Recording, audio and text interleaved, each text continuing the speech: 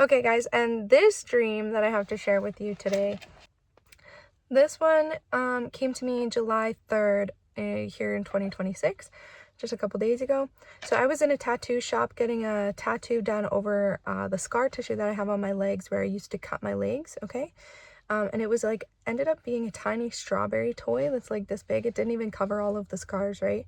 And me and the tattoo artist then began to discuss how there was this awesome place just outside of town, like a farm, and I seen like a old-timey truck with like a truck bed covered in hay, and we were like discussing how it was awesome that they had made this place for people to rest at, okay?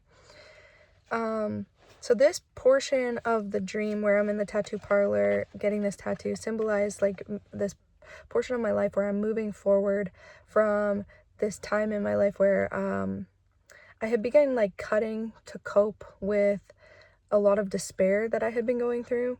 Okay, so what happens in situations where you can't get relief from emotional pain, then you try to find a way to survive, okay? So I was basically injured at a very critical point in my development between 9 months and 2 years old, okay? And then my home was split up, so I was like, there was a lot of visitations, a lot of driving, a lot of moving around. It was just very chaotic. There wasn't a lot of stability in my life for many, many years. Like so many years, I can't even. Okay? And so then there was also this essay stuff that happened to me as well. I had a sibling who then like also had some essay stuff happen to them, and then they reenacted it on me and things like this. There was lots of fighting, there was poverty. My nervous system just genuinely was not doing well. I would get like quite sick, especially in my throat. I think that some kind of choking thing happened to me also, just because of like the amount of issues I had with my throat. I also just had like a lot of panic attacks, a lot of hard time breathing and stuff like that. So basically what ended up happening is like I was not able to like feel when I needed to go to the bathroom during the day. So I struggled with urinary incontinence until I was like 14 actually. And I started doing like drugs more heavily, or like smoking weed and stuff, and that really seemed to help like me stop doing that for whatever reason. I think it may have been a also a mental like thing that was causing that to happen, but don't quote me on it because I don't know. There's also, you know, like physically I needed healing in that area of my body too, but there was also an emotional, mental situation going on as well. So anyways, so I started smoking weed, and that kind of helped with that. But between 7 and 14, I would like end up getting grounded for doing this, because I would lie about it, and so my parents would ground me for it. I don't know. I don't understand it, because to me, I'm like, I don't understand why you didn't just get me pads or some kind of like day underwear that would have been better than just letting me pee my pants and then giving me trouble for it. Because obviously I was embarrassed and completely humiliated every time I had to admit that I had done this again. And it just felt like a constant humiliation thing. So then I began to get like these panic attacks, and my throat would always close off, and it was horrible. Among other behaviors, obviously there was a lot more than that, and I had like memory loss issues and different things like that that all pointed towards trauma. And you know, I was in and out of therapy, did that for years. So yeah. It was just very highly stressful, and then I just began to believe that like I was never good enough, honestly. Like I felt like I was constantly having to lie too. I had to like cover up for the abuse that was going on like at my mom's house, and there was like you know, I was just told like, don't say anything that's happening here, because if you do, then you're never going to see your siblings again. So then there was that portion of it where I was keeping secrets and hiding things. Then to top it off, I was having lots of nightmares and sleep paralysis and stuff like that also at the same time. It started around the time I was like 8. And then yeah, so I became chronically depressed. By the time I was 10, I like began to wish that I was dead. Like quite often. I cried myself to sleep like almost every night and would just wish to be dead. Um, I was having like hypersexual issues as well to top that off. And then by the time I was 12, I had started cutting my own skin and overdosing myself with medication that I would find. When these things obviously didn't work, I then tried telling my family that I was suicidal and cutting and stuff, and they just mitigated the behaviors, which I totally kind of understand. Having lived through some stuff with my own children, I understand mitigating behaviors because there's like this denial aspect of how severe things really are. um you know but yeah, so they just took away my razors so that I couldn't like just have access to them and stuff, but they also told me that I was just attention seeking. And I was like, if I am this depressed, like why would I do that for attention? I would cut my skin on my upper thigh, the highest up I could on it, so that like I could still wear short shorts and you couldn't see the cuts on my leg. I hid it. I didn't want people to know that I was doing it. I tried my very best to hide it from people. I would change installs and stuff like that. Obviously, it got to a point where it was like I couldn't really always hide it all the time, and so sometimes people would see it when I go swimming and things like that.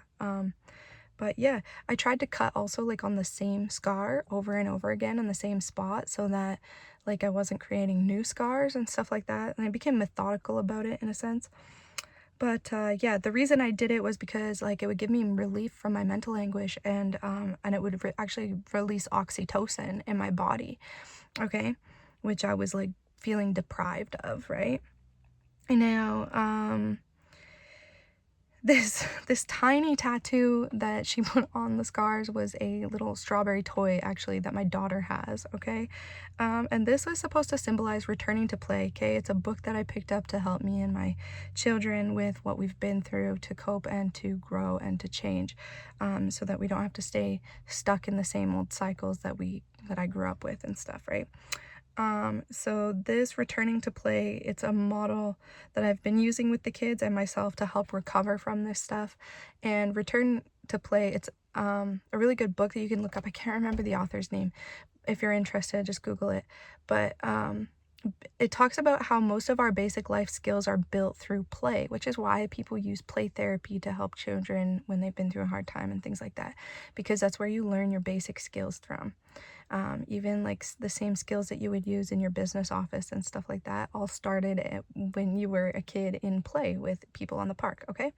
So and the other thing I got from this toy were these lyrics from Ziante, Back from the Dead, which it says, went from a family of 9 to a family of 3. I feel like a waiter, my table, go and eat. Meaning that my family is my reason as to why I basically imploded and went all supernova. Okay, because I have these kids, they have been my life and they are my purpose, and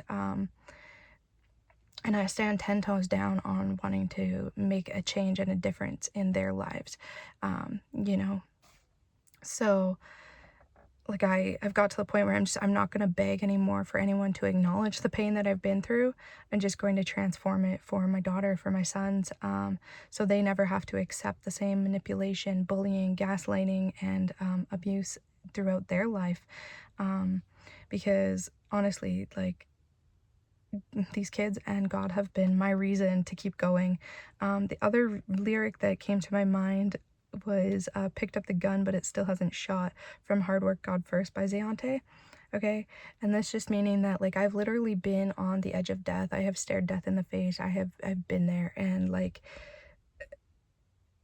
there's really nothing you can do or say to a person who has literally nothing left to lose, who has been to that point. You cannot really do or say anything to them at this point because they've already been the one willing to end it all. So yeah, I love that lyric for that reason. But also, that being said, somebody who's been in that position and had to climb their way out of it by themselves, okay? Um, yeah, there's not much that you can really do to hurt that kind of a person anymore. It just sort of slides right off. So,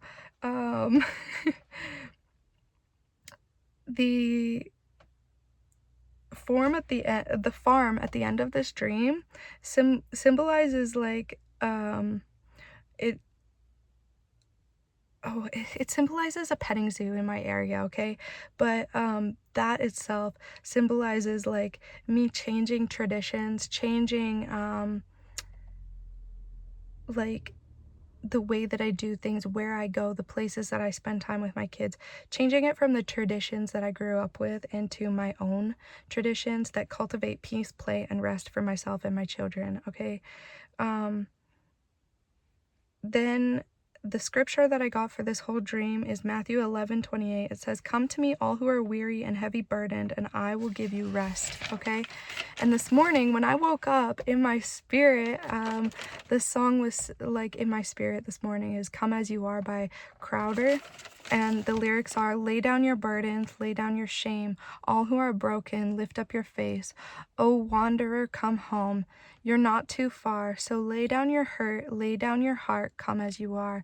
There's hope for the hopeless and those who've strayed. Come sit at the table and come taste the grace.